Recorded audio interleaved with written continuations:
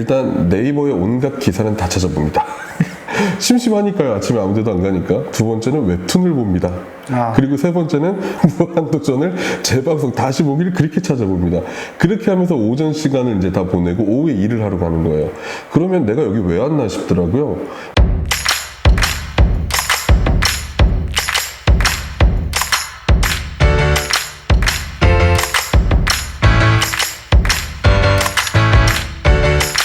안녕하세요. 털보형 피터입니다. 해리입니다. 여러분, 워홀 가는데 어학연수가 꼭 필요할까요?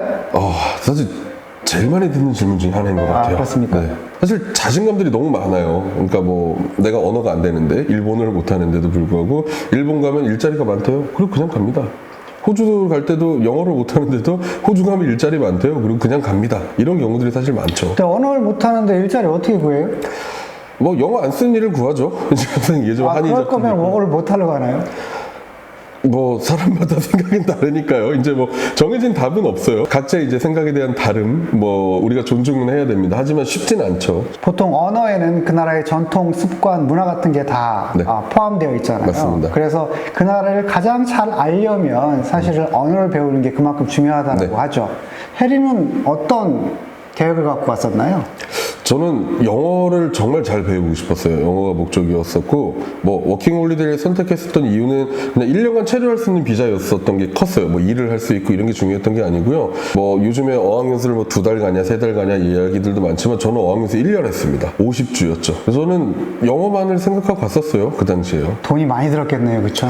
네, 돈도 많이 들었죠. 사실 어학연수를 가는 이유는 사람들이 좀 잘못 생각하는 게 있어요. 영어만을 배우러 간다라고 생각하는 게 있지만 제가 1년간 장기간 공부해본 바로는 영어 공부를 위해서 가는 건 한 60% 정도밖에 안 되는 것 같아요. 나머지 40%는 친구 만드는 거예요. 초등학교, 중학교, 고등학교, 대학교 친구들 빼면 주변에 친구가 대부분 없죠. 근데 하물며 말도 통하지 않는 나라에 더 없어요. 그러니까 누군가 혹은 사람들을 만날 수 있는 분명한 기회는 제공해줘야 된다고 생각합니다. 보통 어학연수 기관에 가면 그렇게 정보가 없는 학생들이 주로 오기 때문에 네. 그 정보를 제공해주는 기관이기도 하죠. 맞습니다. 심지어 일자리 구하는 것도 도와주잖아요. 어학연수는. 그렇게까지요? 그럼요. 네. 비자 문제, 뭐 일자리 구하는 거, 그리고 혹은 어떤 뭐 생활에 문제가 있는 경우, 실제 예를 하나 들어드리면, 저희 학생 중에 한 명이 이제 거기서 맞아갔고요. 근데 새벽에 응급실을 실려갔습니다. 이제 싸움을 했어요. 뭐 일방적인 폭행은 아니었고, 이제 현지 지사를 통해서 연락이 왔죠. 그래서 저희가 뭐 현지 지사장도 뭐 파견도 해보고 뭐도 했지만 수술 대기하고 뭐 하는데 시간이 너무 오래 걸려요. 일단 저희하고 직접 대화를 안 하려고 그래요. 뭐 기다려라, 누구 뭐 해라. 그래갖고 그때가 이제 토요일이었어요. 월요일 되자마자 현지에 전화를 했습니다. 학교에다가 이런 상황이 좀 도와줘라. 알겠다. 그리고 이제 어학원에서 갔어요. 그 다음날 바로 수술을 하더라고요. 네, 그런 경우들도 있습니다. 아무래도 현지에 있는 곳에서 이제 도움을 이제 주는 게 훨씬 더 크겠죠. 저 같은 경우는 한 6개월 정도 연수를 했던 것 같은데 3개월은 일반 영어를 했고 3개월은 시험 준비반에 들어갔어요. 그러니까 그 이유는 뭐냐면 시험 준비반에 들어가면 영어를 더 빡세게 한다고 네. 그래가지고 영어 실력이 많이 는다고 하더라고요. 네네. 실제로 제가 시험 준비반을 졸업하고 나서 영어 실력이 좀 많이 늘었었던 것 같고 그 다음에 3개월은 일을 좀 해봤었고요. 그 다음 3개월은 여행을 하고 돌아왔습니다. 이렇게 1년이라면 자기가 계획을 세분화시켜가지고 난 이렇게 하겠다라는 계획을 세우면 아무래도 좋겠죠. 맞습니다. 근데 3개월이든 6개월이든 어학연수를 등록을 이제 뭐 어디든 할 때 어떤 교육기관을 선택하는지도 사실 굉장히 중요한 부분인 것 같습니다. 돈 아닌가요, 돈? 뭐 돈도 중요하죠. 돈도 중요하지만 이제 예를 들어서 뭐 토익 공부하고 싶다 그러면 이제 Y 어학원 등을 선택을 합니다. 뭐 회화 공부하고 싶으면 뭐 M 어학원들을 선택을 하고요. 이런 것처럼 어학원들이 잘하는 게 다 정해져 있어요. 대부분 어학원들이요. 예를 들면 뭐 회화 위주의 맞습니다. 아니면 비즈니스 잉글리시 그쵸. 뭐 아니면 시험 준비반 이런 네. 식으로 나눠져 있겠네요. 명확하죠. 뭐 시험 공부하고 싶으면 그냥 시험센터 같은 데 들어가면 돼요. 거기 산하의 수업들 다 있고요. 뭐 비즈니스 영어를 공부하고 싶다 그러면 비즈니스 비즈니스 컬리지 사내 랭귀지 스쿨도 다 있고요. 이제 그렇게 해서 조금 어떤 기간을 선택하는지에 따라서 많이 달라질 것 같습니다. 여러분들이 유념하셔야 될 것 중에 하나가 언어를 잘할수록 비용을 아낍니다. 아, 그럼요. 당연하죠. 그렇기 때문에 보통 초기에 언어를 하는 이유는 나중에 일도 경험해보고 여행도 더 잘하기 위해서 보통 언어를 한다고 많이 해요. 그런가요? 네, 맞습니다. 당연하죠. 아무래도 결국 거기서 내가 워킹홀리데이든 뭐 어학연수든 뭐든 간에 장기간 살아야 되려면 생활비를 조달해야 되는 부분이 있어요. 그러면 우리가 지금까지 누누이 이야기했던 언어를 해야 생활을 할 수 있다는 이야기로 다시 귀결되는 상황이거든요. 그래서 언어가 늘수록 내가 할 수 있는 것들이 훨씬 더 많이 있습니다. 해리는 1년 동안 영어 공부했는데 많이 늘었나요? 저는 잘 놀았습니다. 잘 놀았습니다. 처음엔 6개월 정도를 등록을 했어요. 등록을 하고 한 1, 2주를 쉬었어요. 어학원 등록 생각 이런 거 없었고 저도 일도 하고 뭐 하려고 했더니 1, 2주 동안 제가 뭘 했는지 아세요?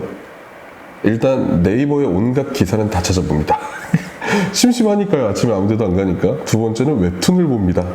그리고 세 번째는 무한도전을 재방송 다시 보기를 그렇게 찾아봅니다.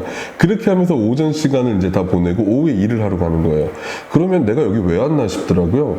왜냐면 학교를 가면 어쨌든 뭐를 하든 영어를 쓸 수밖에 없는 상황이 만들어지겠죠. 그래서 저는 어학원을 바로 다시 등록을 해서 갔었던 그런 상황이었습니다. 근데 어학원에서 친구들을 만나는데 어떤 어학원을 가는지에 따라서 만나는 친구들도 달라요. 뭐 예를 들어 저렴한 학원을 선택했다. 저렴하다고 나쁘다는 뜻은 아니에요.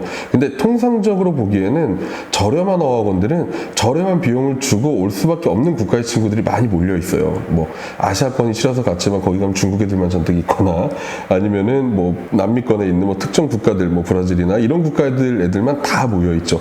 반대로 또 학비가 조금 높은 어학원들을 선택을 하면 또 거기 올 수 있는 유럽권 애들이 이제 조금 더 많이 있던가 아니면 동일하게 남미권에서 왔다고 해도 조금 이제 사는 친구들이 오기 때문에 만나는 친구들의 이제 급이 좀 달라진다라고 볼 수 있습니다. 싼 게 비지떡이라는 게 맞는 것 같아요. 제가 어학원 관계자들이랑 좀 얘기를 해보면 자기네들이 이제 강사를 쓸 거 아니에요. 강사를 쓰는데 강사의 페이가 있을 거 아닙니까? 근데 알바를 쓰면 되게 주당 시급을 되게 작게 주고 쓴대요. 근데 아무래도 교육은 경험이 중요하잖아요. 예를 들어 20, 30년 경력을 가지고 있는 강사가 가르치는 것과 1, 2년 그냥 테솔자이틴 짜서 가르치는 사람하고 천지 차이일 절대 다르죠. 그럼요. 네, 그런 거에 차이도 분명히 있을 거라고 봐집니다. 그렇죠? 네, 맞습니다. 사실 비용 얘기 나와서 요즘에 이제 막 저녁반, 오후반들을 학생들이 이제 싸요. 보통 일반 오전 수업보다 20, 30% 정도 싸서 선택을 하고 가는 경우가 많은데 굉장히 후회들을 많이 해요. 일단 이런 경우는 지금 우리 피터 형 얘기하신 것처럼 좀 싼 강사들이 들어가죠. 오후반, 저녁반들은요. 그리고 두 번째는 이제 단체로 들어오는 학생들한테 팔아요. 그리고 남은 쿼터 한두 자리를 가지고 들어오기 때문에 나 빼고는 단일 국가 애들이 들어오는 그런 상황들도 많이 볼 수가 있어요. 해리, 전에도 우리가 얘기했지만 혼자서 어학연수를 등록하는 게 싼가요? 아니면 에이전트를 통해서 등록하는 게 싼가요? 제가 이거는 정확하게 얘기 드릴 수 있는데요. 절대 개별적으로 간다고 해서 싸지 않습니다. 에이전트를 등록해서 가는 게 더 싸거나 혹은 최소한 비슷합니다. 그 이유는 이제 뭐 학생들이 그런 생각을 해요. 뭐 커미션을 얼마를 떼먹네 어쩌네 천만에요. 모든 어학원의 학비는 학교에 다 공개가 되어 있습니다. 그 학비를 초과해서 절대 받을 수가 없죠. 대신 에이전트들 같은 경우는 이제 많은 수를 계약하잖아요. 뭐 한 번에 뭐 1000명, 2000명씩 계약을 하기 때문에 들어오는 흔히 말하는 단가 자체가 달라요. 그래서 훨씬 더 저렴하게 선택하실 수 있고 또 에이전트들 같은 경우는 이제 뭐 부가적으로 자기 학생들 유치를 위해서 서비스를 제공하는 부분들이 있죠. 뭐 픽업을 해준다거나 아니면 현지에서 뭐 연락사무소를 뭐 제공을 해준다거나 아니면 뭐 학비의 일부를 또 지원을 해준다거나 뭐 이런 다양한 프로모션들이 굉장히 많이 존재하기 때문에 믿을 만한 에이전트를 직접 선택하셔서 그곳을 통해서 이용하시는 게 비용을 훨씬 더 절감할 겁니다. 혼자 등록하는 것, 그 다음에 에이전트를 통해 등록하는 것, 혹시 뭐 차별 대우 같은 건 없나요? 그렇진 않아요. 차별 대우는 없지만 만약에 학생이 거기서 학교에 문제가 생겼어요. 뭐 수업을 내 동의도 없이 막 바꿔버린다든가 뭐 내 출석을 잘못 조정했다든가 그런 경우에 에이전트를 통한 등록한 학생들은 각 본인들의 에이전트한테 얘기를 해요. 그러면 에이전트들은 학교에 이야기를 하겠죠. 그럼 그게 잘 먹혀요. 왜냐면 에이전트 한 명당 수많은 학생들을 거느리고 있기 때문에 이 에이전트한테 밉보일 수가 없거든요. 그래서 잘 보이지만 학생 한 명들 같은 경우는 뭐 굉장히 냉정하게 말해서 그 학생 하나 뭐 학교 입장에서 수천의 학생이니까 없어도 그만이거든요. 그러니까 대응하는 방식이 이제 조금은 다르죠. 약간 삼천포로 빠지긴 했는데 여튼 워홀이든 해외 출국이든 그 나라의 언어를 알지 못하고 간다면 사실 돈도 낭비하고 네. 그다음에 여러 가지로 체험이나 경험도 못할 수 있다고 하죠. 당연하죠. 꼭 언어부터 하시길 바랍니다. 예, 그래서 사실 언어가 되게 중요한데 그러면 한국에서 하고 가는 방법도 있지 않나요? 한국에서도 해야죠. 여기서 말하는 언어 공부는요, 거기 가서만 하고 한국에서 하지 마라 이런 뜻이 아니라 한국에서는 한국에서 공부할 수 있는 거 준비하고 현지에 가서는 현지에서 공부할 수 있는 거 준비해라 라는 이야기입니다. 그 학생 중에 영어를 아주 잘해요. 프리토킹도 아주 잘하고. 그래서 자기는 영어가 필요 없다.